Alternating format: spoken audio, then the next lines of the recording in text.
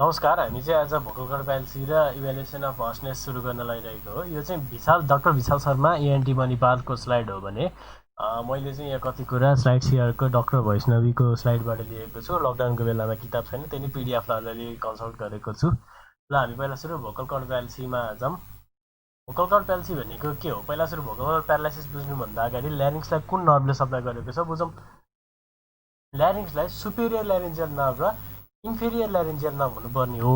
Superior laryngeal nerve र recurrent laryngeal नर्भले supply गर्छ। किनभने इन्फेरियरली त जान्छ तर फेरि रिकर भएर यसरी माथि जान्छ, त्यही भएर त्यसलाई चाहिँ रिकरेन्ट ल्यारिन्जियल नर्भ भनेको हो। भनेपछि भोकल कर्डलाई सप्लाई गर्ने एउटा सुपेरियर ल्यारिन्जियल नर्भ र अर्को रिकरेन्ट ल्यारिन्जियल नर्भ। हामी फोटोमा हेर्नुभन्दा अगाडि पहिला सुरु यो बुझौँ। दुईटै सुपेरियर ल्यारिन्जियल नर्भ र recurrent laryngeal nerve it is the branch of the vagus nerve. यो at the level of inferior ganglion of the भ्यागसमा सुपेरियर ल्यारिन्जियल नर्भ आउँछ अनि recurrent laryngeal nerve it is also branch of the vagus nerve. पहिला हामीले recurrent ल्यारिन्जियल नर्भलाई हेरौँ अनि त्यसपछि फोटोमा हेरौँ ल। पहिला ध्यान दिएर सुन्नु होला। रिकरेन्ट ल्यारिन्जियल नर्भ यतापट्टि राइट रिकरेन्ट ल्यारिन्जियल नर्भ, यतापट्टि left recurrent laryngeal nerve. Right recurrent laryngeal nerve चाहिँ सबक्लेवियन आर्टरीलाई वाइन्ड गर्छ भने लेफ्ट रिकरेन्ट ल्यारिन्जियल नर्भ चाहिँ आर्क अफ आर्टालाई वाइन्ड गर्छ। यो चाहिँ ट्र्याकियोइसोफेजियल ग्रुपमा छिर्छ। यो चाहिँ ट्र्याकियोइसोफेजियल ग्रुपमा हुन्छ तर यो जति हुँदैन। यो चाहिँ morally it is present in tracheoesophageal groove. र यो दुईटै ट्र्याकियोइसोफेजियल ग्रुपबाट inferior horn of thyroid cartilage हुँदै ल्यारिङ्समा छिर्छ। अब हामी फोटोमा हेरौँ। अब यसमा हेरौँ। पहिला रिकरेन्ट ल्यारिन्जियल नर्भ हेरौँ। यतापट्टिको राइट भ्यागस, यतापट्टिको लेफ्ट भ्यागस। राइट भ्यागसबाट चाहिँ यहाँ at the level of subclavian artery यहाँ एउटा ब्रान्च आयो। यो ब्रान्च चाहिँ के हो त? यो right recurrent laryngeal nerve. Right recurrent laryngeal नर्भले subclavian आर्टरीलाई यसरी वाइन्ड गर्यो। वाइन्ड गरेर माथि गयो। माथि कता गयो? थोराको इसोफेजियल ग्रुपमा गयो, but it is not in below the thoraco esophageal groove as यो लेफ्टको प्रेजेन्ट भयो जस्तै राइटको चाहिँ प्रेजेन्ट हुँदैन। अनि थोराको इसोफेजियल ग्रुपमा प्रेजेन्ट भएपछि चाहिँ इन्फेरियर हर्न अफ थाइरोइडबाट ल्यारिङ्सलाई सप्लाई गर्यो भने यो लेफ्ट भ्यागस नर्भ चाहिँ यसरी आयो। लेफ्ट भ्यागस नर्भले आर्क अफ एओर्टामा आएर बल्ल यसलाई यो लेफ्ट रिकरेन्ट ल्यारिन्जियल नर्भलाई ब्रान्च दियो। लेफ्ट रिकरेन्ट ल्यारिन्जियल नर्भले चाहिँ आर्क अफ एओर्टालाई वाइन्ड गरेर यसरी माथि गयो। थोराको इसोफेजियल ग्रुपमा गयो। थोराको इसोफेजियल ग्रुपमा गएर इन्फेरियर हर्न अफ थाइरोइड यहाँनिर पुगेर यहाँबाट भित्र छिरेर ल्यारिङ्सलाई सप्लाई गर्यो। अब हामी रिकरेन्ट ल्यारिन्जियल नर्भको त कुरा गरिसक्यौँ। इन्फेरियरले आएर फेरि यसरी माथि गएको छ, त्यही भएर रिकरेन्ट ल्यारिन्जियल नर्भ भनेको। अब हामी सुपेरियर ल्यारिन्जियल नर्भको कुरा गर्नुहोस्। यो चाहिँ सुपेरियर ल्यारिन्जियल नर्भ हो। At the level of inferior ganglion of the भ्यागसमा सुपेरियर ल्यारिन्जियल नर्भ आएको छ यसरी। सुपेरियर ल्यारिन्जियल नर्भको चाहिँ इन्टरनल र एक्सटर्नल ब्रान्च हुन्छ। एक्सटर्नल भनेपछि केही भन्दा एक्सटर्नल त होला। किन एक्सटर्नल भनेको भने यसले थाइरोइड मेम्ब्रेनलाई पियर्स गर्दैन र यसले गएर क्रिकोथाइरोइड मेम्ब्रेनलाई क्रिकोथाइरोइड मसललाई सप्लाई गर्छ। अब एमसिक्यूमा आउँछ which is the nerve that supply cricothyroid muscle. External branch of superior laryngeal nerve. अनि इन्टरनल ब्रान्च चाहिँ के हुन्छ भने थाइरोइड मेम्ब्रेनलाई पियर्स गरेर भित्र छिरेर ल्यारिङ्सलाई सप्लाई गर्छ। किन यस्तो भएको त? यसले चाहिँ राइट सबक्लेवियनलाई वाइन्ड गर्ने, यसले चाहिँ किन आर्क अफ आर्टालाई सप्लाई गर्ने भने यो आर्क अफ आर्टा नै डेभलप हुँदैछ। यहाँ लिगामेन्टम आर्टेरियोजम छ। लेफ्टको लिगामेन्टम आर्टेरियोजम चाहिँ फङ्सनल हुन्छ, त्यही भएर यसले चाहिँ लेफ्ट लिगामेन्टम आर्टेरियोजमलाई वाइन्ड गर्दा गर्दै यो फङ्सनल भइरहेको हुन्छ। पछि आर्क अफ आर्टा यहाँबाट डेभलप भएर जान्छ, त्यही भएर आर्क अफ आर्टालाई वाइन्ड गर्दै जान्छ भने यतापट्टिको चाहिँ राइट रिकरेन्ट ल्यारिन्जियल राइट लिगामेन्टम आर्टेरियोजम चाहिँ डिजेनरेट हुन्छ। यहाँ चाहिँ केही स्ट्रक्चर हुँदैन वाइन्ड गर्ने, त्यही भएर यो यसरी माथि सर्छ अनि यो राइट सबक्लेवियन आर्टरीलाई चाहिँ वाइन्ड गर्छ यसले, त्यही भएर यस्तो भएको हो। अब पहिला हामी नर्भ सप्लाई अफ द ल्यारिङ्स हेरौँ। नर्भ सप्लाई अफ द ल्यारिङ्स हेर्दाखेरि चाहिँ राइट रिकरेन्ट ल्यारिन्जियल नर्भ र सुपेरियर ल्यारिन्जियल नर्भ छ हामीसँग। अब नर्भ सप्लाई भन्ने बित्तिकै सेन्सरी सप्लाई, मोटर सप्लाई हुन्छ। सेन्सरी सप्लाई चाहिँ के हुन्छ भने अब मैले अघि नै भनिहालेँ रिकरेन्ट ल्यारिन्जियल नर्भ खास इन्फेरियर ल्यारिन्जियल नर्भ हुनुपर्ने हो, पछि माथि गएर रिकरेन्ट ल्यारिन्जियल नर्भ भनेको भनेर। सेन्सरी सप्लाई चाहिँ के हुन्छ भने भोकल कर्डलाई एउटा डिमार्केसन बनाउने। भोकल कर्डभन्दा मुनिको चाहिँ रिकरेन्ट ल्यारिन्जियल नर्भले गर्छ भने भोकल कर्डभन्दा माथिको चाहिँ माथि भनेको सुपेरियर पार्टमा चाहिँ सुपेरियर ल्यारिन्जियल नर्भले सप्लाई गर्छ। अब यो सेन्सरी सप्लाई त भनिहाल्यो। भोकल कर्डलाई डिमार्केसन बनाउने, भोकल कर्डभन्दा मुनिको ल्यारिङ्सको पार्टलाई रिकरेन्ट ल्यारिन्जियल नर्भ, माथिलाई superior laryngeal nerve. Motor nerve हेर्दाखेरि चाहिँ सबै सबै मसललाई चाहिँ रिकरेन्ट ल्यारिन्जियल नर्भले सप्लाई गर्छ एक्सेप्ट क्रिकोथाइरोइड। अब अर्को एमसिक्यूमा क्वेसन आउँछ, which muscle cricothyroid is supplied by कुन भन्दाखेरि सुपेरियर ल्यारिन्जियल नर्भ। अघि हामीले हेरिहाल्यौँ सुपेरियर ल्यारिन्जियल नर्भको दुईवटा पार्ट हुन्छ, external part internal part. External part त थाइरोइड मेम्ब्रेनलाई क्रस गरेको थिएन, त्यसले चाहिँ क्रिकोथाइरोइड मसललाई मोटर ब्रान्च दिन्छ भने यो सुपेरियर पार्ट चाहिँ अब इन्टर्नल ब्रान्चले चाहिँ सेन्सरी नर्भ सप्लाई गर्ने हो। यो भनिसकेकै कुरा हो। एकचोटि हामी सरर हेऱ्यौँ motor supply of intrinsic muscle. मैले भनिहालेँ क्रिकोथाइरोइडलाई सुपेरियर ल्यारिन्जियल नर्भ, अरू सबै muscle recurrent laryngeal nerve. Sensory nerve vocal कर्डलाई डिमार्केसन बनाउने, भोकल कर्डभन्दा माथि सुपेरियर ल्यारिन्जियल नर्भले, तल रिकरेन्ट ल्यारिन्जियल।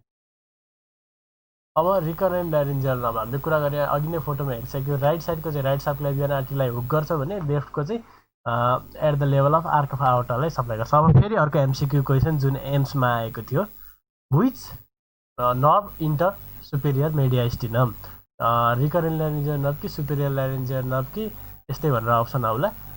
रिकरेन्ट ल्यारिन्जियल नर्भको पनि लेफ्ट रिकरेन्ट ल्यारिन्जियल नर्भ चाहिँ it enters in the superior mediastinum. त्यही भएर सुपेरियर मेडियास्टिनममा हुने स्ट्रक्चरलाई इन्जुरी भयो भने, जस्तै ब्रोन्कोजेनिक कार्सिनोमा, आवर्टिक एन्युरिजम, सर्भाइकल लिम्फेडेनोप्याथी जुन सुपेरियर मेडियास्टिनममा छ, त्यो इन्जुरी हुँदाखेरि चाहिँ लेफ्ट रिकरेन्ट ल्यारिन्जियल नर्भ चाहिँ प्यारालाइसिस हुन्छ। अब हामीले यो कुरा नि गरिसक्यौँ, सुपेरियर ल्यारिन्जियल नर्भ चाहिँ इन्फेरियर ग्याङ्ग्लियन अफ द भ्यागस नर्भबाट आउँछ, तल जान्छ, दुईवटा ब्रान्च दिन्छ। एक्सटर्नल भनेको चाहिँ क्रिकोथाइरोइड मसल, त्यही भएर एक्सटर्नल चाहिँ मोटर ब्रान्च भयो, मसललाई सप्लाई गरेको छ। इन्टर्नल ल्यारिन्जियल नर्भ चाहिँ यो चाहिँ सेन्सरी हो, यसले थाइरोइड मेम्ब्रेनलाई पियर्स गरेर ल्यारिङ्सको माथिको स्ट्रक्चर भोकल कर्डभन्दा माथिको सेन्सरी नर्भ सप्लाई गर्थ्यो भनेर हामीले डिस्कस गरिसक्यौँ। अब क्लासिफिकेसनमा इन्कम्प्लिट प्यारालाइसिस होला कि कम्बाइन्ड अथवा कम्प्लिट प्यारालाइसिस होला। कम्बाइन्ड प्यारालाइसिस भनेको दुईटै सुपेरियर ल्यारिन्जियल नर्भ पनि प्यारालाइसिस भएको छ, रिकरेन्ट ल्यारिन्जियल नर्भ पनि प्यारालाइसिस भएको छ भने इन्कम्प्लिट प्यारालाइसिसमा चाहिँ कि रिकरेन्ट ल्यारिन्जियल नर्भ पाल्सी भएको छ कि सुपेरियर ल्यारिन्जियल नर्भ पाल्सी भएको छ। अब हामी इटियोलोजी अफ रिकरेन्ट ल्यारिन्जियल नर्भ पाल्सीमा छौँ। यो हेर्नुभन्दा अगाडि हामी पहिला नोटबाट हेरौँ। अब हाम्रो सुरुको पोइन्ट भने नेक इन्जुरी, जे आए पनि नेक इन्जुरी लेखिदिने, किनभने नेक इन्जुरीले गर्दाखेरि trauma to superior laryngeal nerve पनि हुन्छ र रिकरेन्ट ल्यारिन्जियल नर्भ पनि हुन्छ। अघि नै मैले भनिसकेँ, एउटा पोइन्ट त नेक इन्जुरी भयो। दोस्रो पोइन्ट भनेको अघि नै मैले भनिसकेँ, सुपेरियर मेडियास्टिनममा इन्जुरी भयो भने कुन नर्भ इन्जुरी हुन्छ, यो एमसिक्यूमा नै आउनसक्छ। आएको पनि छ, left recurrent laryngeal nerve injury हुन्छ। जस्तै ब्रोन्कोजेनिक कार्सिनोमामा left recurrent nerve injury, aortic aneurysm, right atrial hypertrophy, cervical lymphadenopathy. Cervical lymphadenopathy त अरू केसमा पनि हुनसक्छ, जस यो तिनवटा चाहिँ अलिक स्पेसल। ब्रोन्कोजेनिक कार्सिनोमा, आर्टिक एन्युरिजम र राइट आर्टियल हाइपरट्रोफीमा चाहिँ left recurrent laryngeal nerve injury हुन्छ। अब सुपेरियर मेडियास्टिनमको कुन स्ट्रक्चर बडी ड्यामेज हुँदाखेरि left recurrent laryngeal nerve injury हुन्छ भनेर एमसिक्यू आउन सक्छ, त्यो चाहिँ ब्रोन्कोजेनिक कार्सिनोमा। यो तिनवटा अप्सन आयो भने हामीले ब्रोन्कोजेनिक कार्सिनोमा गर्नु पर्यो। अब हामीले नर्भ सप्लाई अफ ल्यारिङ्स त कुरा गरिसक्यौँ। अब अरू कज के हुन्छ, सुरुमा हामीले नेक इन्जुरी भन्यौँ, सेकेन्डमा हामीले लेफ्ट रिकरेन्ट ल्यारिन्जियल नर्भको इन्जुरी हुने तिनवटा स्पेसल केस हेरौँ। अब एमसिक्यूमा आउँछ, what is the most common cause that causes vocal cord palsy भन्दाखेरि सुरुमा जहिले पनि इडियोप्याथिक। स्लाइडमा चाहिँ थाइरोइडको प्रब्लम रहेछ, इडियोप्याथिक होइन रहेछ भनेको थिएँ मैले, अब पढाएको ठाउँमा चाहिँ इडियोप्याथिक भनेर थियो।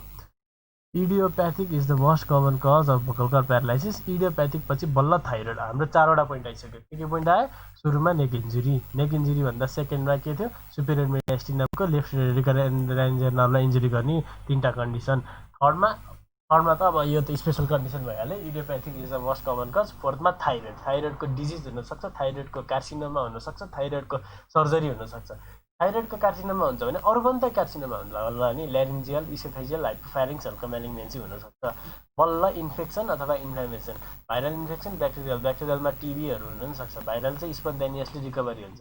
अब ट्रमा, सर्जिकल ट्रमा हुनसक्छ, हामीले भने जस्तै थाइरोइड सर्जरी भनेर। नन सर्जिकल ट्रमामा चाहिँ अटनर सिन्ड्रोम हुनसक्छ। म चाहिँ यो स्लाइडबाट डिटेलमा जान, मोस्टली यतिमै कभर भएको छ। यो पनि एकचोटि सरल पढौँ, malignancy, surgical trauma, non surgical trauma, inflammatory, idiopathic, neurological कन्डिसनले गर्दा नै हुनसक्छ र अदर्स।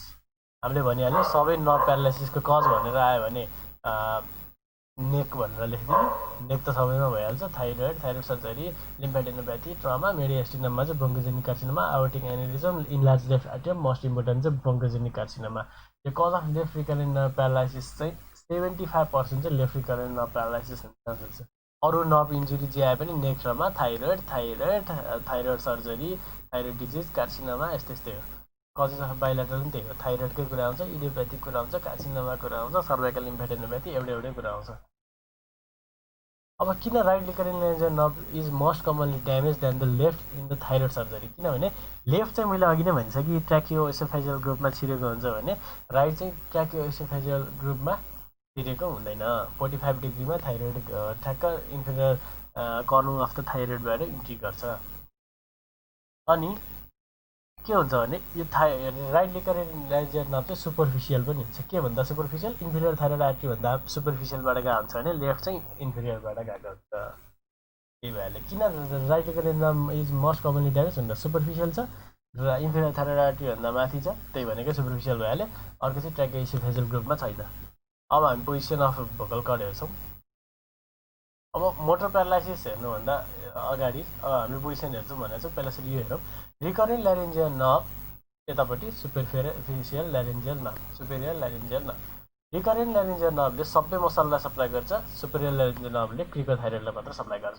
अरू सबै मसललाई छोडिदिउँ, हामी पोस्टेरियर क्रिकोएरोटेनोइडलाई मात्र हेरौँ। रिकरेन्ट ल्यारिन्जियल नर्भले सप्लाई गर्ने पोस्टेरियर क्रिकोएरोटेनोइडलाई हेरौँ, किनभने इट इज रेस्पोन्सिबल फर अब प्यारालाइसिस हुँदा respiration and phonation is mostly affected. त्यही भएर हामी फोनेसन र रेस्पिरेसनलाई एफेक्ट गर्ने मसल मात्र हेरेको, त्यही भएर पोस्टेरियर क्रिकोएरोटेनोइड मसललाई मात्र हेरेको। अहिलेलाई हामी यति सम्झौँ, आरएलएनले पिसिएलाई सप्लाई गर्छ पोस्टेरियर क्रिकोएरोटेनोइड, एसएलएनले चाहिँ सिटीलाई सप्लाई गर्छ। अब रिकरेन्ट ल्यारिन्जियल नर्भको फङ्सन चाहिँ के हो पहिला सुरु त्यो हेरौँ। अब यो सपोज एउटा मान्छे यहाँ बसिरहेको छ एनाटोमिकल पोजिसनमा, हामीलाई हेरेर बसिरहेको छ भने उसको भोकल कर्ड यो हो, यो राइट भोकल कर्ड, यो लेफ्ट भोकल कर्ड। अब यो चाहिँ नर्मल पोजिसन हो। नर्मल पोजिसनलाई चाहिँ इन्टरमिडिएट पोजिसन अर क्याडाभोरिक पोजिसन भन्छ। नर्मल भोकल कर्ड पोजिसन भनेको इन्टरमिडिएट अर क्याडाभोरिक पोजिसन, यही हो इन्टरमिडिएट पोजिसन भनेको। त्यो चाहिँ कस्तो हो भने यहाँ सेन्टरबाट यसरी मिडलाइन तानौँ, यो मिडलाइनभन्दा 3.5 mm चाहिँ ल्याटरल्ली दुईटै साइडमा गयो भने भोकल कर्ड भेटिन्छ। यो चाहिँ इन्टरमिडिएट रेस्टिङ पोजिसनमा अथवा क्याडाभेरिक पोजिसनमा चाहिँ यो देखिन्छ। अब नर्मल इन्टरमिडिएट पोजिसनमा बसिरहेको भोकल कर्डलाई रिकरेन्ट ल्यारिन्जियल नर्भले के गर्छ त? रिकरेन्ट ल्यारिन्जियल नर्भले पोस्टेरियर क्रिकोएरोटेनोइडलाई स्टिमुलेट गर्छ। त्यसले गर्दाखेरि चाहिँ रिकरेन्ट ल्यारिन्जियल नर्भले रिकर गर्छ भनेर सम्झौँ। रिकर भनेको यतापट्टि रिकर गर्छ, त्यो भनेको एब्डक्टर हो। आरएलएन भनेको एब्डक्टर, एसएलएन भनेको चाहिँ एडक्टर। भनेपछि जब एसएलएन स्टिमुलेट भयो त्यसले क्रिकोथाइरोइडलाई स्टिमुलेट गर्छ र दुवै साइडको भोकल कर्ड यसरी मिडलाइनमा आउँछ, यता नि मिडलाइनमा आउँछ, यता पनि मिडलाइनमा आउँछ भने रिकरेन्ट ल्यारिन्जियल नर्भ स्टिमुलेट हुँदाखेरि पिसिए स्टिमुलेट हुन्छ। पिसिएले चाहिँ एब्डक्ट गरिदिन्छ। एब्डक्ट भनेको यो इन्टरमिडिएट पोजिसनबाट भोकल कर्ड यतापट्टि आउँछ, यो भोकल कर्ड पनि यतापट्टि आउँछ। अब दुईटै भोकल कर्ड एब्डक्ट भएर ल्याटरल साइडमा यता गयो भने त बिचमा त्यत्रो वाङ्गै हुने भयो, यत्रो स्पेस हुने भयो भनेपछि यताबाट हावा जान सजिलो हुने भयो। भनेपछि आरएलएन हेल्प्स इन रेस्पिरेसन। प्रोसेस चाहिँ यही हो। हामीले सम्झिनलाई चाहिँ आरएलएन, आरबाट सुरु हुन्छ, रेस्पिरेसन भने आरबाट सुरु हुन्छ। आरएलएन हेल्प्स इन रेस्पिरेसन। एसएलएनले चाहिँ के गर्छ भने एसएलएनले त क्रिकोथाइरोइड मसललाई स्टिमुलेसन गर्ने भयो। दुईटै साइडको भोकल कर्ड मिडलाइनमा आउने भयो। मिडलाइनमा आउँदाखेरि चाहिँ बल्ल हाम्रो आवाज आउँछ। भनेपछि SLN help for phonation, RLN help for respiration. एसएलएनको प्राइमेरी फङ्सन चाहिँ एडक्टर होइन है, प्राइमेरी फङ्सन चाहिँ टेन्सिङ द भोकल कर्ड। किनभने बोल्दाखेरि भोकल कर्ड टेन्स भइरहेको हुन्छ, फ्ल्याभी हुन नदिने। Tensing the vocal cord is the primary function of SLN, while secondary function is के हो त? एडक्टर फङ्सन हो है त। यो भने एमसिक्यूमा फेरि अर्को क्वेसन आउन सक्छ। सेकेन्डरी एडक्टर भने त क्रिकोथाइरोइड रहेछ। प्राइमेरी एरोटेनोइड चाहिँ कुन त? प्राइमेरी एरोटेनोइड होइन, प्राइमेरी एडक्टर चाहिँ कुन त भन्दा थाइरो एरोटेनोइड हो है। अब नर्मल भोकल कर्ड पोजिसन भनेर हामीले इन्टरमिडिएट र क्याडाभेरिक पोजिसन यहाँ देखाइ पनि सक्यौँ। यो हो नर्मल भोकल कर्ड पोजिसन, यो चाहिँ 3.5 mm away from the mid line हुन्छ। अब हामी अरू पोजिसन हेरौँ। अब यहाँ हेरौँ, यो इन्टरमिडिएट पोजिसन हो, यतापट्टि इन्टरमिडिएट पोजिसन, यो नर्मल क्याडाभेरिक पोजिसन देखाएको हो। अब यो त left vocal cord, right vocal cord intermediate position देखाउँदा यसरी यो होला है, इन्टरमिडिएट क्याडाभेरिक भन्ने यही लेखेर चाहिँ यो लाइन भनेको इन्टरमिडिएट पोजिसन। यो लाइनभन्दा बाहिर यसरी जान्छ भने बिचमा स्पेस क्रिएट गर्नु हो। स्पेस क्रिएट गर्नु भनेको सास फेर्न सजिलो बनाउनु हो। त्यही भएर नर्मल अब अलिअलि मात्र रेस्पिरेसन गरिरहेको छ, नर्मल क्वाइट रेस्पिरेसन गरिरहेको छ भने लाइट मात्र एब्डक्सन होला। फुल इन्सपिरेसन गर्दाखेरि चाहिँ फुल एब्डक्सन होला। अब हामीले हेरिहाल्यौँ मिडियम पहिला सुरु नर्मल पोजिसन भने इन्टरमिडिएट पोजिसन जुन चाहिँ 3.5 mm away from the mid line हुन्छ। जेन्टल एब्डक्सन चाहिँ क्वाइट रेस्पिरेसनमा होला भने फुल एब्डक्सन चाहिँ डिप इन्सपिरेसनमा होला। जेन्टल एब्डक्सन चाहिँ 7 mm इन्टरमिडिएट चाहिँ 3.5 मा हुन्थ्यो भने 3.5 को डबल चाहिँ जेन्टल एब्डक्सन भन्छ। हामीले नर्मल सास अहिले फेरिराख्दाखेरि 7 mm जति आएको छ। फुल एब्डक्सन चाहिँ 9.5 mm मा हुन्छ। मिड लाइन चाहिँ के हुन्छ, हामीले बोलिरहेको, म बोलिरहेको छु, बोलिरहँदाखेरि चाहिँ भोकल कट टेन्स भएर प्राइमेरी फङ्सन अफ सिटी भनेको टेन्स भयो, अनि सेकेन्डरी फङ्सन भनेको एडक्टर भएको बेला फोनेसन भइरहेको हुन्छ। प्यारामिडल फङ्सनमा चाहिँ के होला त, हामी बोल्दाखेरि त जाला बिचबिचतिर, तर त्यस्तो धेरै नै नबोलौँ न, यसरी बोलौँ न, विस्पर भनेपछि विस्पर, स्ट्रङ विस्पर गर्दाखेरि चाहिँ प्यारामिडियन पोजिसनमा, मिडियनमा बोल्दाखेरि प्यारामिडियनमा विस्पर, इन्टरमिडियट नर्मल भइहाल्यो। अब उता उता जाँदैछ भने स्लाइड एब्डक्सन भनेको रेस्पिरेसनमा, फुल एब्डक्सन भनेको फुल इन्सपिरेसनमा। सेमन्स ल भनेको चाहिँ के हो भन्दाखेरि कुनै अर्ग्यानिक लिजन हुँदाखेरि चाहिँ एब्डक्टर फाइबर चाहिँ मोस्ट कमनली इन्भल्भ हुन्छ rather than the adductor fibre, यही भन्नु खोजेको। भनेपछि प्यारालाइसिसमा पहिला सुरु एब्डक्टर, त्यसपछि एडक्टर, त्यसपछि बल्ल इन्टरमिडिएट पोजिसनमा जाला। दुइटै प्यारालाइज भएपछि यो हामी अहिले बसी राम्रोसँग आउँछ। अहिले बुझ्नु फर्स्ट सेकेन्ड थर्ड स्टेज, फर्स्टमा एब्डक्टर, सेकेन्डमा एडक्टर, थर्डमा दुइटै, यति मात्र बुझौँ अहिले। किन एब्डक्टर चाहिँ पहिला एफेक्ट भएको भन्दाखेरि किनभने मसलको बल्कै कम छ अनि बडी पेरिफेरीमा छ नर्भको फाइबरहरू। Supplying abductor is periphery which is more prone to injury भनेर सम्झौँ। नोटबाट हेरौँ, मैले भनिहालेँ फोनेसनको बेलामा एसएलएन आरबाट, रेस्पिरेसन आरबाट आरएलएन, एसएलएन चाहिँ फोनेसनको लागि। हामी जेमा पनि अब यो प्यारालाइसिसमा खालि फोनेसन र रेस्पिरेसनको कुरा गर्छौँ। ड्युरिङ फोनेसन एसएलएन स्टिमुलेट हुन्छ। एसएलएनले सिटी भनेको क्रिकोथाइरोइडलाई स्टिमुलेट गराउँछ, त्यसले गर्दा एडक्टेड भएर मिडियम पोजिसनमा भोकल कट आउँछ र हाम्रो साउन्ड आउँछ। त्यही भएर अब एसएलएन प्याल्सी भएको बेला फोनेसन एफेक्टेड। रेस्पिरेसनमा चाहिँ के हुन्छ भने आरएलएनले पिसिए मसल पोस्टेरियर क्रिकोएरेटेनरलाई स्टिमुलेट गर्छ, त्यसले एब्डक्सन हुन्छ, भोकल कट एब्डक्सन भएपछि बिचमा स्पेस हुन्छ, हावा जान सजिलो हुन्छ, रेस्पिरेसन हुन्छ। त्यही भएर आरएलएन प्याल्सी भएको बेला रेस्पिरेसन एफेक्टेड हुन्छ। अब क्लिनिकल फिचरमा जान्छु। अब कुन चाहिँ नट पाल्सी भएको छ, क्लिनिकल फिचर त्यही अनुसारको के आउँछ, अब यो चाहिँ हामी नोटबाट पढ्छौँ। अब यसमा हेरौँ, पहिला सुरु हामी रिकरेन्ट ल्यारेन्जियल नर्भ पाल्सीबाट जाउँ है त। युनिल्याटरल रिकरेन्ट ल्यारेन्जियल नर्भ पाल्सीबाट जाउँ। अब के भएको छ भने हामी जुन पनि पाल्सीमा सेन्सरी लसको कुरा गर्छौँ, मोटर लसको कुरा गर्छौँ, पोजिसन अफ भोकल कर्डको कुरा गर्छौँ, फोनेसन के भएको छ, रेस्पिरेसन के भएको छ, यो कुरा गर्छौँ है त। किनभने यो दुईवटा मसलको फङ्सनै रेस्पिरेसन र फोनेसन थियो। के कुरा गर्छौँ, sensory loss, motor loss, position of vocal cord के हो, फोनेसन के भएको छ, रेस्पिरेसन के भएको छ। पहिला सुरु अब हामी यो कुरा गर्ने, unilateral recurrent nerve पाल्सीकोमा sensory loss के होला त। रिकरेन्ट नर्भ ल्यारेन्जियल नर्भले त सेन्सरी सप्लाई त बिलो द भोकल कर्ड गरेको थियो भनेपछि बिलो भोकल कर्डमा सेन्सरी लस होला। अब युनिल्याटरल भनेपछि त एक साइडको सेन्सरी लस चाहिँ लस होला बिलो द भोकल कर्ड। अब मसल प्यारालाइसिस के होला त, युनिल्याटरल भनेपछि एक साइडको मसलको फङ्सन लस होला। तर कुन मसलको फङ्सन लस होला, आरएनएनले कुनलाई सप्लाई गरेको थियो, सबै मसल एक्सेप्ट सिटी। त्यही भएर सिटीको फङ्सन चाहिँ नर्मल होला, सबै मसलको अरू सबै मसलको फङ्सन जाला। अब पोजिसन अफ भोकल कर्ड हेरौँ है त। अब के हुन्छ भने यो मिड लाइन भयो, यो intermediate position or cadaveric position, normal position of the vocal cord भयो, यो त नर्मल भयो। अब फोनेसनमा हेरौँ, फोनेसनमा हाम्रो दुईटै बिचमा आउनुपर्छ मिड लाइनमा, यसरी दुईटै, यो भोकल कर्ड नि मिड लाइनमा, यो भोकल कर्ड नि मिड लाइनमा। आरएलएनको फङ्सन के थियो, रिकर गर्ने थियो भने एब्डक्सन गर्ने थियो। अब आरएलएनको एब्डक्सन गर्ने भए, अब सपोज हाम्रो यहाँ लेफ्ट युनिल्याटरल भनेपछि लेफ्टको चाहिँ एफेक्ट भएको छ अरे भनेर एक्चुअली यो त नर्मल छ, फोनेसनको बेलामा बिचमा आयो। लेफ्ट साइडको पनि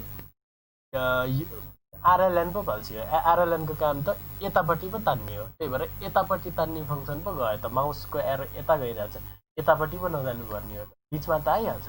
त्यही भएर फोनेसन यो दुइटै बिचमा आएको बेला फोनेसन हुन्छ, फोनेसन त प्रिजर्भ हुन्छ। तर रेस्पिरेसन भएको फेजमा राइट त ठिक छ, रेस्पिरेसन हुनुपर्ने ठाउँमा रिकर भएर मिड लाइनबाट यतापट्टि जान्थ्यो, राइट त गयो, तर लेफ्ट त तान्न सकेन नि त, किनभने आरएलएन पाल्सी भएको छ। त्यही भएर रेस्पिरेसन चाहिँ एफेक्ट हुन्छ। त्यही भएर हेरौँ, फोनेसन चाहिँ एफेक्ट भएको छैन, एज एनदर साइड कम मिडल। अब यो यताको नि मिडल नै आइरहेछ, यतापट्टिको नि मिडल आइरहेछ, फोनेसन हुने भइहाल्यो। तर रेस्पिरेसन हुँदाखेरि चाहिँ वान साइड गोइङ अवे, एउटा त अवे गइरहेछ, तर अर्को साइड चाहिँ अवेकको छैन। सो अलिअलि एफेक्ट त हुन्छ, किनभने एउटा साइडको त गएको छ, अर्को साइडको त गएको छैन। तर ट्र्याकियोस्टोमी नै गर्नुपर्ने जसरी एफेक्ट चाहिँ हुँदैन, किनभने एउटा साइड यता गएर यहाँ बिचमा स्पेस त छ नि, अलिकति सास त गइरहेछ नि त, त्यही भएर एफेक्ट चाहिँ हुँदैन। तर एकदम सेभियर एक्सर्सन गर्दाखेरि चाहिँ डिस्निया प्रेजेन्ट हुन्छ। ट्रिटमेन्ट के गर्ने त? ट्रिटमेन्ट चाहिँदैन। No treatment required for unilateral nerve paralysis, किनभने फोनेसन भइरहेछ, रेस्पिरेसन पनि भइरहेछ। अनलेस अब त्यहाँ डिस्निया एक्सर्सन गर्दा डिस्निया भइरहेछ, त्यही पनि नर्मलै छ। अब हामीले युनिल्याटरल रिकरेन्ट नर्भ त पढ्यौँ, बाइल्याटरल रिकरेन्ट ल्यारेन्जियल नर्भ पाल्सीको हेरौँ। हामीले सुरुमा सेन्सरी लसको कुरा गर्ने भनेको थियौँ। अब दुईटै साइडको रिकरेन्ट नर्भ प्यारालाइसिस भएको छ भने त भोकल कर्डभन्दा बिलोको लेभलको सेन्सरी नर्भ त दुईटै हराउने भयो। अब मोटर लस के होला त? मोटर लस चाहिँ all the muscles in the both side get affected except cricothyroid, किनभने क्रिकोथाइरोइड त रिकरेन्ट ल्यारेन्जियल नर्भले होइन, सुपेरियर ल्यारेन्जियल नर्भले हो। अब पोजिसन अफ भोकल कर्ड के होला त? नर्मलमा इन्टरमिडिएट पोजिसन थियो भने यतापट्टिको नि एब्डक्ट हुन सकेन, यतापट्टिको नि एब्डक्ट हुन सकेन, दुईटै मिड लाइनमा आयो। त्यही भएर पोजिसन अफ भोकल कर्ड चाहिँ यस्तो होला, मिड लाइनमा होला, एमसिक्यूमा आउन सक्छ। अब फोनेसन र रेस्पिरेसन हेरौँ। अब दुईटै मिड लाइनमा छ, मिड लाइनमा हुने हो फोनेसन, भनेपछि फोनेसन किन एफेक्ट हुँदैन? फोनेसन नट एफेक्टेड। तर रेस्पिरेसनको बेलामा दुईटै एब्डक्टेड हुनुपर्ने ठाउँमा भएन, नभए पछाडि रेस्पिरेसन चाहिँ एफेक्टेड भयो। एज अ रिजल्ट डिस्निया त प्रेजेन्ट हुन्छ नै हुन्छ, स्टाइडर पनि हुन्छ। यो त अब इमिडिएट ट्रिटमेन्ट गर्नु पऱ्यो कि रेस्पिरेसन नै एफेक्ट भइरहेछ पेसेन्टलाई। अब यसको ट्रिटमेन्ट के गर्ने त? इमिडिएट भनेर त पेसेन्टलाई सास फेर्नु पऱ्यो, ट्र्याकियोस्टोमी गर्नु पऱ्यो। अर्को भनेको चाहिँ अब स्पेस क्रिएट गर्नु पऱ्यो नि त, यहाँ सास जाने स्पेसै छैन, हावा जाने स्पेसै छैन, स्पेस क्रिएट गर्नु पऱ्यो। सपोज यता चाहिँ एन्टेरियर पार्ट हो अरे भोकल कर्डको, यता चाहिँ पोस्टेरियर पार्ट हो अरे भोकल कर्डको। भोकल कर्डको पोस्टेरियर पार्टबाट यहाँ एरोटेनोइड मसल हुन्छ, एरोटेनोइड हुन्छ। एरोटेनोइड भनेपछि एरोटेनोइड निकालिदिने, एरोटेनोइड निकाल्यो भने अलिकति स्पेस त होला नि त यहाँ हावा जाने। त्यही भएर arytenoidotomy is one of the treatment. Arytenoid निकाल्नेलाई चाहिँ वुडम्यान्स अपरेसन भन्छ। अब एरोटेनोइड ननिकालिकन यहाँ पोस्टेरियर पार्ट अफ द कर्डलाई निकाल्न नि त सकिन्छ नि, यहाँको नि कर्डलाई निकाल्ने, यहाँको नि कर्डलाई निकाल्ने, कर्डेक्टोमी गरिदिने। पोस्टेरियर थर्ड अफ भोकल कर्डलाई कर्डेक्टोमी गरिदिने, कि त कर्डेक्टोमी पनि गर्ने, एरोटेनोइडेक्टोमी पनि गर्ने। यसलाई चाहिँ के भन्छ? कासीमाज अपरेसन भन्छ। अथवा नर्भलाई इम्प्लान्ट गरेर यसरी नर्भ ल्याएर हालिदिने, त्यो नर्भले यसलाई स्टिमुलेट गर्छ। Nerve implant to pull vocal cord, nerve implant गरेपछि भोकल कर्डलाई पुल गरोस् भनेर यो चारवटा ट्रिटमेन्ट सम्झिनुपर्छ: cordectomy, arytenoidectomy, Kashima's operation, nerve implant to pull vocal cord. अब हामी जाउँ, हामीले रिकरेन्ट ल्यारेन्जियलको त युनिल्याटरल बाइल्याटरल दुईटै कुरा गऱ्यौँ। अब सुपेरियर ल्यारेन्जियल नर्भ पाल्सीमा जाउँ, युनिल्याटरल सुपेरियर ल्यारेन्जियल नर्भ पाल्सीमा जाउँ। अब सेन्सरी लस के होला त? एक साइडको होला, किनभने युनिल्याटरल एफेक्ट भएको छ, ल्यारिङ्सभन्दा मास्तिर होला। मोटर लस के होला त? युनिल्याटरल भनेर छ भने एक साइडको क्रिकोथाइरोइड मसल चाहिँ एफेक्ट होला। पोजिसन अफ भोकल कर्ड के होला त? अब हामी नर्मल भएको भए इन्टरमिडिएट पोजिसनमा हुन्थ्यो। अब यो फोनेसन गर्दाखेरि के होला त भन्दाखेरि, सपोज यतापट्टि राइटको superior unilateral superior laryngeal nerve palsy, unilateral कता साइडको त भन्दा राइट साइडकै एफेक्टेड भएको छ अरे, यो एफेक्टेड साइड हो। अब फोनेसन गर्दाखेरि लेफ्ट साइडको त नर्मल छ, मिड लाइनमा आइहाल्यो, राइट साइडको त प्यारालाइज छ, क्रिकोथाइरोइड मसल यतापट्टि आउन सकेन। त्यही भएर यसको चाहिँ फोनेसन एफेक्टेड हुन्छ। फोनेसनको बेलामा के हुन्छ? अब यसले गर्दाखेरि फोनेसन त भइरहेको छ, तर ब्रेदी भोइस आउँछ, मलाई यस्तो भन न, यस्तो पुरै यस्तो ब्रेदी भोइस हो, यस्तो ब्रेदी भोइस आउँछ फोनेसनको बेलामा चाहिँ। एब्डक्टेड पोजिसन इन एफेक्टेड साइड, अब यो एब्डक्टेड पोजिसनमा भइरहेको हुन्छ। रेस्पिरेसन चाहिँ के हुने भयो? नर्मलै हुने भयो, किनभने अब एफेक्टेड साइडको पनि रेस्पिरेटरी पोजिसनमै छ। अब यो अनएफेक्टेड भएको पोजिसन त रेस्पिरेसन हुँदा भोकल कर्ड त यो रेस्पिरेटरी पोजिसनमा गइहाल्छ, त्यही भएर फोनेसन मात्र एफेक्ट भयो। ट्रिटमेन्ट के गर्ने त? टाइप 1 थाइरोप्लास्टी। हामी यो थाइरोप्लास्टीको कुरा चाहिँ ल्यारिङ्गोम्यालासियाहरूको पढ्दाखेरि गर्छौँ। टाइप 1 थाइरोप्लास्टी गर्नु पर्यो। यो भनेको चाहिँ मिडियलाइजेसन अफ द भोकल कर्ड, मिडियलाइजेसन जान नसकेको मिडियलाइजेसन अफ भोकल कर्ड भनेको टाइप 1 थाइरोप्लास्टी। यो गर्न सक्यो भने सजिलो हुन्छ। भनेपछि यसको ट्रिटमेन्ट टाइप 1 थाइरोप्लास्टी। एमसिक्यूमा आउन सक्छ, what is the treatment of unilateral superior laryngeal nerve palsy भन्दा मिडियलतिर लानु पर्यो, ल्याटरलतिर गएको भोकल कर्डलाई टाइप 1 थाइरोप्लास्टी भनेको त्यही हो। अब हामी युनिल्याटरल सुपेरियर ल्यारिन्जियल पाल्सी त सक्यौँ, बाइल्याटरल सुपेरियर ल्यारिन्जियल पाल्सी पढौँ। अब पहिला सुरु पोजिसन अफ भोकल कर्ड हेरौँ। हजुरहरूले पज गरेर पहिला सुरु गेस गर्न सक्नुहुन्छ, त्यसपछि भिडियो हेर्न सक्नुहुन्छ। अब नर्मल भनेको इन्टरमिडिएट पोजिसनमा हुन्थ्यो। प्रिकोथाइरोइडको काम के हो? दुईटैलाई मिड लाइनमा ल्याउने। दुईटै मिड लाइनमा आउन सक्यो त सकेन भनेपछि के एफेक्टेड हुने भयो? फोनेसन एफेक्ट हुने भयो। अब सेन्सरी लस हेरौँ। यो त ल्यारिङ्सभन्दा माथि दुईटै साइडमा केही प्रब्लम भएन यसमा। मोटर लस हेरौँ। मोटर लस अब दुईतिरकै सुपेरियर ल्यारिन्जियलमा गएको छ, अब प्रिकोथाइरोइड एफेक्ट हुने भयो। पोजिसन अफ भोकल कर्ड रेस्पिरेसनमा त ठिकै छ, फोनेसनमा पनि यस्तै बस्ने भयो। अब फोनेसन नो फोनेसन एफोनिया हुने भयो। अब अर्को एमसिक्यू आउन सक्छ, aphonia is present in what condition भन्दाखेरि bilateral superior laryngeal palsy. Respiration चाहिँ के हुने भयो? नर्मल हुने भयो। अब यो के नर्मल छ त? मान्छे बोल्न त सकिन, सास फेर्न सकिरहेको छ। अब यसलाई ट्रिटमेन्ट गर्ने कि नगर्ने त? रेस्पिरेसन नर्मल भए तापनि अब यो खाली ओपन छ, खाली ओपन छ, खाँदाखेरि नि ओपन छ, जे गर्दाखेरि पनि ओपन छ, एस्पिरेसन त हुन सक्यो नि त। त्यही भएर एमसिक्यूमा क्वेसन आउन सक्छ, which nerve palsy has highest risk of aspiration भन्दा bilateral superior laryngeal palsy has highest risk of aspiration. किनभने दुईटै वाङ्ग परेर रेस्पिरेसनमा हुनुपर्ने जसरी बसेको छ। त्यही भएर अब फोनेसनमा त नो फोनेसन एफोनिया नै भइहाल्यो, रेस्पिरेसन नर्मल छ। अब ट्रिटमेन्ट के गर्ने? पेसेन्टलाई बोल्ने त बनाउनु पर्यो। दुईटै साइडको टाइप 1 थाइरोप्लास्टी माथि गरेको जस्तो, माथि पो एउटा साइडमा प्रब्लम थियो, अब त्यही भएर एउटा साइडमा टाइप 1 थाइरोप्लास्टी गर्यो। यसमा चाहिँ दुईटै साइडमा गर्न थाल्यो भने त खालि फोनेसनको मिड लाइनमा मात्र गएर बस्ने भयो। मिडियलाइजेसन अब त दुईटै भोकल कर्डलाई गर्नु थियो, मिडियलाइजेसन गर्दा त फेरि रेस्पिरेटरी पोजिसनमा त नआउने भयो नि त। त्यही भएर पेसेन्टलाई फेरि डिस्पनियाको प्रब्लम आउने भयो। त्यही भएर ट्रिटमेन्टमा चाहिँ टाइप 1 थाइरोप्लास्टी एउटा साइडको मात्र थाइरोप्लास्टी गर्ने। त्यसले गर्दाखेरि फोनेसन पनि आउँछ, रेस्पिरेसन पनि भइरहेको हुन्छ। If both is done patient will have strider. अब यसको प्रब्लम के हो? यसको प्रब्लम चाहिँ एस्पिरेसन हो नि त। त्यही भएर के गर्ने भने हामीले यसमा चाहिँ ट्र्याकियो इसोफेजियल डाइभर्जन गर्ने। अब पहिला सुरु ट्र्याकियोस्टोमी गर्ने, भोकल कर्डभन्दा मुनतिरबाट ट्र्याकियोस्टोमी गरेर त्यहाँबाट हावा गइरहेछ, पेसेन्टले सास फेरिरहेको छ ट्र्याकियोस्टोमी गरेर, होइन।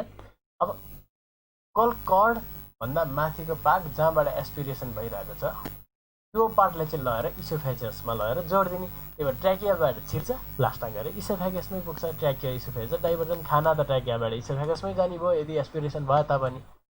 सास चाहिँ तलबाटै फेर्ने भयो, पर्मानेन्ट ट्र्याकियोस्टोमी भएको छ। त्यही भएर कस्तो कन्डिसनमा गर्ने त ट्र्याकिया इसोफेजियल डाइभर्जन भनेको? त्यो बाइल्याटरल सुपेरियर ल्यारिन्जियल पाल्सी छ विथ क्रोनिक इन्ट्र्याक्टेबल एस्पिरेसन छ भने चाहिँ यो गर्नु पर्यो, पर्मानेन्ट ट्र्याकियोस्टोमी विथ ट्र्याकिया इसोफेजियल डाइभर्जन।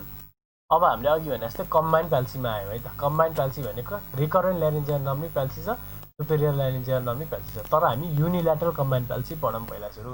अब सेन्सरी लस के होला त? हाम्रो यतापट्टि साइड त नर्मल छ, यो साइड त एफेक्टेड छ। यो साइडको आरएलएन पनि एफेक्टेड छ, एसएलएन पनि एफेक्टेड छ। एसएलएन भनेपछि माथिको गयो सेन्सरी, आरएलएन भनेपछि मुनिको गयो भनेपछि वान साइडको ल्यारिङ्स, हेमी ल्यारिङ्स पुरा सेन्सरी लस भयो। मोटर लस के होला त? यो साइडमा अब आरएलएनले सप्लाई गरेको मोटर सबै मसल गयो, अब एसएलएनले सप्लाई गरेको सिटी थियो त्यो पनि गयो भनेपछि एक साइडको त सबै नै मसल जाने रहेछ। All muscle at one side get paralyse except inter arytenoid. फेरि यसमा एमसिक्यू आउन सक्छ। युनिल्याटरल कम्बाइन्ड पाल्सी हुँदा त सबै मसल जानुपर्ने नि त, कुन चाहिँ मसल बाँकी रहन्छ भन्दाखेरि इन्टर एरिटेनोइड भनेर सम्झिनुपर्छ। यो इन्टर एरिटेनोइड मसललाई चाहिँ यतापट्टिको नर्भले पनि सप्लाई भएको हुन्छ, डुअल इनर्भेसन भएको हुन्छ। त्यही भएर इन्टर एरिटेनोइडको फङ्सन चाहिँ अलिअलि प्रेजेन्ट हुनसक्छ।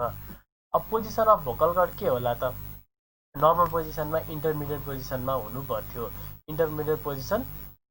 तर यसमा चाहिँ के हुन्छ त? पहिलाहरू हजुरहरू सोच्नुहोस्, भिडियो पज गरेर अनि भिडियो प्ले गरेर अनि चेक गर्नुहोस्। सपोज यो लेफ्ट भोकल कर्ड नर्मल छ, राइट भोकल कर्ड एफेक्टेड छ। राइट भोकल कर्डको आरएलएन नै एफेक्टेड छ, एसएलएन नै एफेक्टेड छ। एसएलएनले मिड लाइन तान्नुपर्ने तान्न सकेन, आरएलएनले ल्याटरली तान्नुपर्ने एप्रेसन गरे पनि गर्न सकेन, यसले यता नि तान्न सकेन, यसले यता नि तान्न सकेन भनेपछि यो नर्मलमै आएर बस्ने भयो भनेपछि position of vocal cord is normal. फेरि एमसिक्यू आउन सक्छ, in what condition, in what not paralysis the vocal cord remain in normal position भन्दा युनिल्याटरल कम्बाइन्ड पाल्सीमा एक साइडको भोकल कर्ड चाहिँ नर्मलै पोजिसनमा बस्छ भनेपछि position of vocal cord intermediate position तर कसरी चिन्ने त भन्दाखेरि यहाँ अब हामीले के भनेको थियो भने क्रिकोथाइरोइडको प्राइमेरी फङ्सन त टेन्सिङ हो नि त, सेकेन्डरी फङ्सन पो एडक्टर हो त, टेन्स हुँदैन। त्यही भएर फ्लप्पी हुन्छ, पुरै बोल्ड हुन्छ, फ्लप्पी हुन्छ है त, बोल्ड हुन्छ, फ्लप्पी हुन्छ। अब फोनेसन के हुन्छ त, फोनेसन गर्दाखेरि दुइटै मिड लाइनमा आउनुपर्ने, यताको त मिड लाइनमा आउँछ, यतापट्टिको मिड लाइनमा आउन सक्दैन। त्यही भएर फोनेसनमा वृद्धि भइसकेको हुन्छ पुरै। रेस्पिरेसनमा चाहिँ के हुन्छ त, नर्मलै हुन्छ, किनभने यो इन्टरमिडिएट पोजिसनमा छ। तर एकदम एक्सर्सन गर्दा त भोकल कर्ड यता एब्डक्सन हुनुपर्ने ठाउँमा एब्डक्सन हुन सक्दैन, त्यही भएर एक्सर्सनल डिस्निया चाहिँ प्रेजेन्ट हुन्छ है। अब रिक्स अफ एस्पिरेसन छ कि छैन? यस छ, थोरै छ, किनभने खुल्ला छ, यहाँनिर एस्पिरेसन हुनसक्छ, यो रेस्पिरेसनमा यो फोनेसनमा नि बिचमा जाँदैन, त्यही भएर एस्पिरेसन हुने चान्स त छ। ट्रिटमेन्ट के गर्ने, ट्रिटमेन्ट दिनु पर्ला त नपर्ला, किनभने फोनेसन त भइरहेछ नि, भोइस त आइरहेछ नि, भोइस वृद्धि भोइस त आइरहेछ नि, बोल्न भइहाल्छ पेसेन्टलाई, रेस्पिरेसन पनि नर्मल छ, त्यही भएर ट्रिटमेन्ट दिनु परेन। युनिल्याटरल अहिलेको कन्डिसनमा पनि दिनु परेको थिएन, यसमा पनि परेन। हामीले अहिलेसम्म पढेकोमा युनिल्याटरल आरएलएनलाई ट्रिट गर्नु परेन र युनिल्याटरल आरएलएन र एसएलएनलाई परेन। यदि युनिल्याटरल एसएलएनलाई मात्र भएको भए त हामीले ट्रिटमेन्ट गरेको थियो अघि, टाइप 1 थाइरोप्लास्टी मिडियलाइजेसन गरेको थियो in case of SLN, unilateral SLN. अब बाइल्याटरल कम्बाइन्ड प्यारालाइज पाल्सी है त, अर्को टपिकमा पुग्यौँ हामी। भनेको यतापट्टिको पनि एसएलएन र आरएलएन गएको छ, यतापट्टिको पनि एसएलएन र आरएलएन गएको छ। अब हेरौँ सेन्सरी लस के होला त, बाइल्याटरलै कम्बाइन्ड पाल्सी भएको छ भने चाहिँ यतापट्टिको पनि सेन्सेसन लस जाला, लेफ्टपट्टिको पनि सेन्सरी लस होला, सबै सेन्सरी लस होला at the ल्यारिङ्स।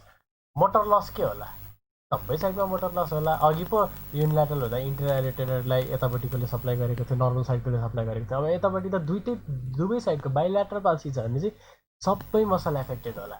Position of vocal cord के होला, पहिला राइट भोकल कर्डलाई हेरौँ। राइट भोकल कर्डलाई नि एडक्सन गर्न पनि सकेन, एब्डक्सन गर्न पनि सकेन, किनकि दुइटै मसल प्यारालाइज छ। अब लेफ्ट भोकललाई हेरौँ, लेफ्ट भोकल कर्डलाई नि एडक्सन गर्न पनि सकेन, एब्डक्सन गर्न पनि सकेन, भने पछाडि भोकल कर्डको पोजिसन नर्मल क्याडाभरिक पोजिसनमा छ।